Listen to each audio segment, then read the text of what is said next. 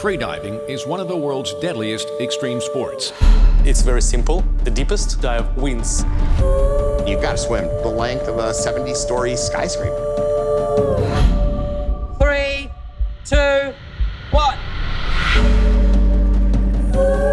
Freediving is an extreme sport. And extreme sports have extreme consequences. One more. I'm Alessia Zecchini and I'm from Italy. Even when she was young, Alessia had some supernatural power with freediving. She wanted to become the deepest woman in the world. Steve had this massive reputation as the best safety diver ever. If a diver wants to feel secure, they're very happy diving with someone that they're familiar with.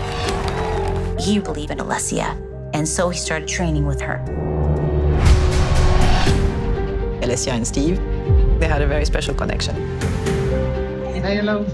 It was just a really good match. This amazing lady is going to win the World Championships. Alessia was after the world record, so she was going to push her limits. She wanted to be better than the best freediver ever.